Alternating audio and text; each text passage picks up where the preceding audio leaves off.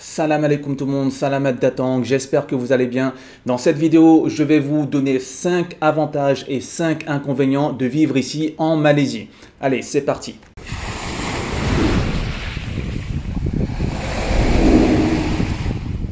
Avant de commencer, pour les personnes qui rejoignent notre chaîne YouTube, sachez qu'on est une famille française mixte. Asma est marocaine, je suis cambodgien. On a quitté la France en 2020 en plein coronavirus et on est ici en Malaisie sur Kuala Lumpur depuis plusieurs mois déjà. N'oubliez pas que vous pourrez retrouver toutes les informations de cette vidéo sur notre site internet, mais également tout ce qui concerne la Malaisie en général, que ce soit les voyages, les visas, etc. sur notre site internet vivreenmalaisie.com. Enfin, gardez à l'esprit que tout ce qui va être énoncé dans cette vidéo se repose uniquement sur notre expérience personnelle et sur notre situation personnelle. Mais on espère quand même que cette vidéo va vous permettre de vous donner des indications sur une éventuelle expatriation vers la Malaisie si ça fait partie de vos projets. On va commencer tout de suite avec 5 inconvénients de vivre en Malaisie. Inconvénient 1. La distance. Si tous vos amis, vos familles sont restés en France, sachez que entre la France et la Malaisie, il y a plus de 15 heures de vol. Il y a également entre 6 heures et 7 heures de décalage en fonction de l'heure d'hiver ou de l'heure d'été. Pour nous, comme on travaille en ligne à notre compte, on conserve un avantage indéniable qui est la liberté de mouvement, même si actuellement, on ne peut pas trop bouger à cause du coronavirus. Donc posez-vous cette question. Est-ce que vous êtes prêt à gérer cette distance, cet éloignement avec vos amis, votre famille? Je pense que comme la plupart des expatriés qui arrivent ici en Malaisie, généralement, vous n'avez pas de famille, de proches ou d'amis ici sur place. Donc n'oubliez pas que lorsque vous aurez besoin d'aide, par exemple pour garder vos enfants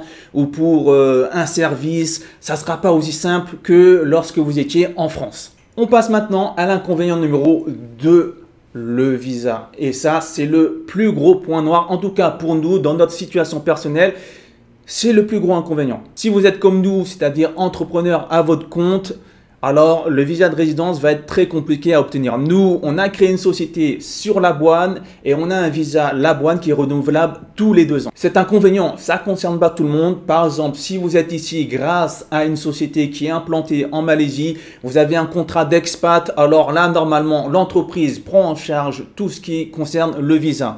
Si vous êtes marié avec un Malaisien ou une Malaisienne, normalement, vous allez pouvoir bénéficier d'un visa de résidence qui est renouvelable toutes les années. On fera une autre vidéo consacrée uniquement au visa parce que c'est un sujet assez long à traiter.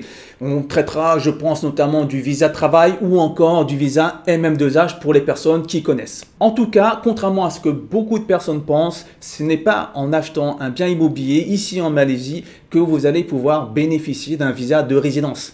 C'est beaucoup plus compliqué que ça. Même si vous créez une société ici implantée en Malaisie, ça ne va pas vous donner automatiquement un visa de résidence. Il y a une multitude de conditions à respecter. On passe maintenant à l'inconvénient numéro 3, les frais de scolarité. Pareil, ça ne va pas concerner tout le monde. Si vous n'avez pas d'enfants, vous n'êtes pas concerné par cet inconvénient. Si vous êtes expatrié en Malaisie grâce à un contrat d'expat, généralement, ces frais sont partiellement ou totalement pris en charge par votre entreprise. Si ce n'est pas le cas, il va falloir bien négocier votre contrat. En tant qu'étranger, vous ne pourrez pas scolariser vos enfants dans les écoles publiques malaisiennes. Il va falloir donc vous tourner vers les écoles internationales et accrochez-vous, les prix sont très élevés. Ça va entre, par exemple, 200 € à plus de 1000 € par enfant par mois. Il existe d'autres solutions, par exemple, l'école à la maison. C'est quelque chose d'assez courant, entre guillemets, chez les parents expatriés en tout cas. On fera une autre vidéo consacrée uniquement à l'éducation, aux écoles ici en Malaisie, Inch'Allah. On ne vous en dit pas plus, restez connectés. On passe maintenant à l'inconvénient numéro 3, les frais de santé. Donc pareil, comme tout à l'heure, si vous êtes ici en Malaisie grâce à un contrat d'expatrié, normalement les frais de santé sont pris en charge soit partiellement, soit totalement. C'est à vous de négocier avant de signer votre contrat d'expat. Ce qui n'est pas notre cas, donc on a dû prendre une assurance et on a choisi de prendre une assurance internationale. Les frais sont énormes, ça va entre 200 à plus de 500 € pour toute la famille par mois. On a fait une vidéo sur YouTube, elle est toujours disponible. Je vous mets le lien en commentaire. C'est une vidéo qui dure plus de 30 minutes sur l'assurance santé, ce qu'on a choisi, pourquoi on a choisi cette assurance, etc. On passe à l'inconvénient numéro 5, la météo. Ça, c'est totalement subjectif. Moi, personnellement, j'ai aucun problème avec le soleil, la chaleur. Au contraire, j'aime bien avoir du soleil toute l'année. Par contre, Asma, elle, aurait préféré avoir les 4 saisons, avoir un peu de froid, etc. Donc, il fait chaud toute l'année. Après, s'il y a un côté positif, on va dire, c'est que finalement, on finit par apprécier la pluie, le ciel gris. Par exemple, dès qu'il va pleuvoir, on va ouvrir les fenêtres. On va laisser l'air rentrer, on va respirer un peu de fraîcheur et ça nous fait vraiment du bien. On passe maintenant aux 5 avantages. J'en ai sélectionné 5, mais sachez qu'il est assez difficile d'en prendre que 5. Avantage 1, le coût de la vie en Malaisie. Le coût de la vie en Malaisie est généralement plus bas qu'en France, notamment le logement. Vous pourrez trouver des appartements, de beaux appartements spacieux, modernes, etc. à des prix vraiment plus bas qu'en France. On a fait une série de vidéos sur YouTube, vous pourrez le retrouver. Je vais mettre aussi, je pense, le lien en commentaire. Une série de vidéos de recherche d'appartements sur Kuala Lumpur, des meublés, des non meublés, etc.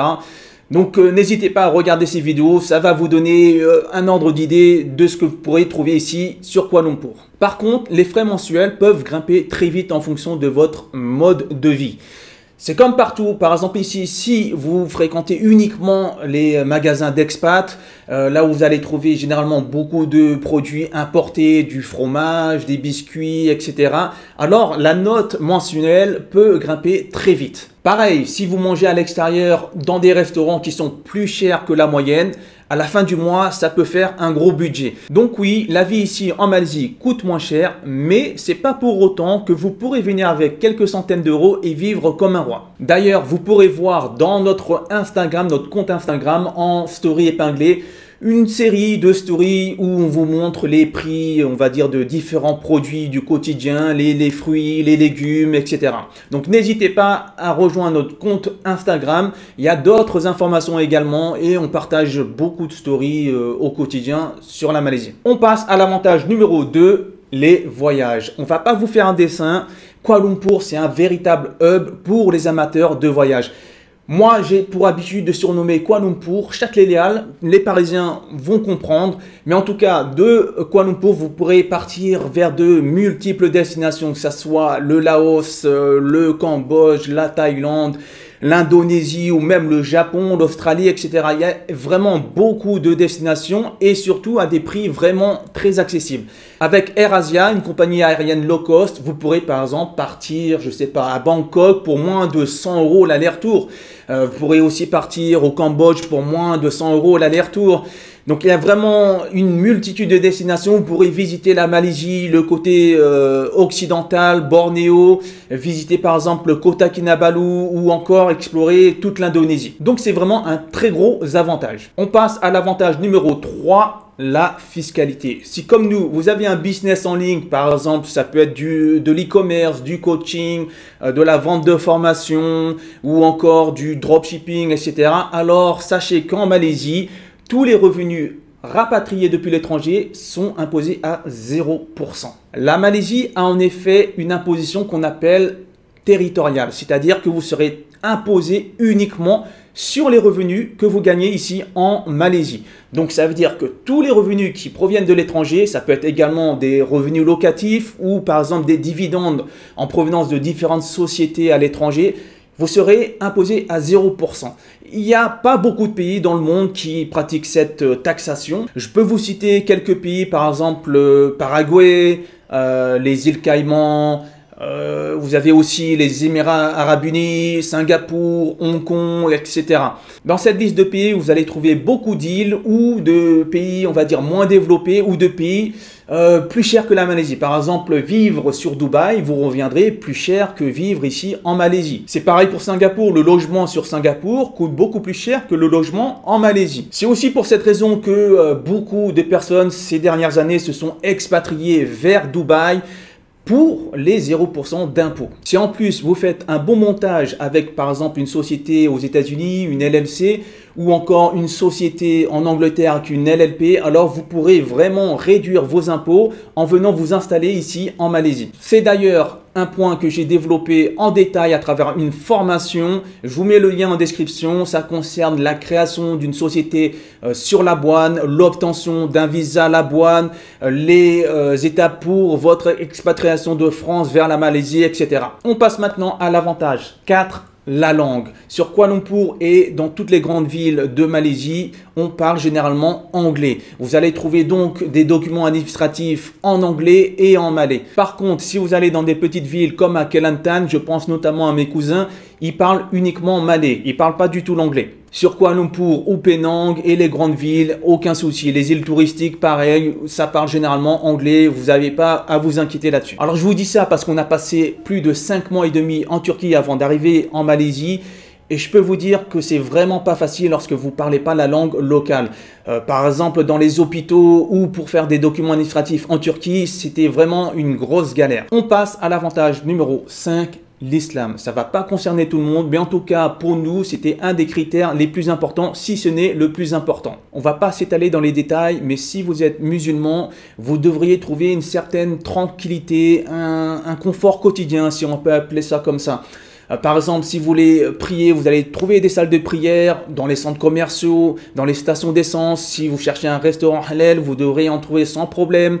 C'est pareil pour les hôpitaux, pour les écoles islamiques. Donc, il y a vraiment beaucoup d'avantages ici pour les musulmans. Pour les sœurs voilées, il n'y a aucun souci. Vous pourrez sortir avec votre voile, il n'y a aucun danger. Après, il faut savoir qu'ici, en Malaisie, certains l'ignorent, il y a aussi beaucoup de bouddhistes et de chrétiens. Mais les communautés vivent généralement bien ensemble. Vous trouverez donc des églises, des temples bouddhistes et beaucoup de restaurants non halal. Voilà pour les 5 avantages et les 5 inconvénients. On peut en citer plein d'autres, mais encore une fois, ça dépend vraiment de votre situation personnelle. Par exemple, pour certains expatriés, recréer une vie sociale ici peut être compliqué. Pour nous, c'était différent. On est arrivé ici, on avait déjà des amis. J'ai de la famille un peu partout en Malaisie. Après, ça ne nous empêche pas non plus de faire de nouvelles rencontres, que ce soit avec des locaux ou des étrangers, des expatriés par exemple, dans notre résidence. Parmi les autres avantages, il y a aussi la diversité culturelle, il y a la cuisine est vraiment variée ici, vous pourrez trouver de la cuisine type fast food, western food, la cuisine asiatique, la cuisine locale, japonaise, donc il y a vraiment tout ce que vous voulez. D'autres avantages que je peux citer ici en Malaisie, c'est par exemple l'infrastructure, c'est vraiment bien développé, la Malaisie est bien développée. La qualité des hôpitaux, la connexion internet qui est vraiment bonne. Il y a aussi, on va dire, une certaine sécurité, aucun problème d'insécurité, même s'il y a toujours certaines zones plus ou moins fréquentables. Et aussi, contrairement à l'Indonésie, la Malaisie, on va dire, est un peu moins exposée au risque de désastres naturels. Il y a moins de séismes ici en Malaisie qu'en Indonésie en tout cas. Après, ça ne veut pas dire que vous allez être tranquille, aux sécurités toute l'année, toute votre vie ici en Malaisie. Par exemple, il y a eu un séisme sur Kota Kinabalu de l'autre côté en Malaisie il y a quelques années. Donc voilà, le risque zéro n'existe pas. Enfin, je tiens à préciser que la Malaisie n'est pas un pays parfait. N'idéalisez aucun pays, il n'y a aucun pays parfait. Il y a des problèmes partout, que ce soit ici ou là-bas, vous trouverez toujours des problèmes. Après, c'est à vous de vous poser cette question, est-ce que vous êtes prêt à supporter tel ou tel problème au quotidien? Et ensuite, vous faites votre choix. Voilà, si vous avez aimé cette vidéo, n'hésitez pas à liker, à partager ou à vous abonner à la chaîne si ce n'est pas encore fait. Je vous dis à la prochaine, ciao ciao.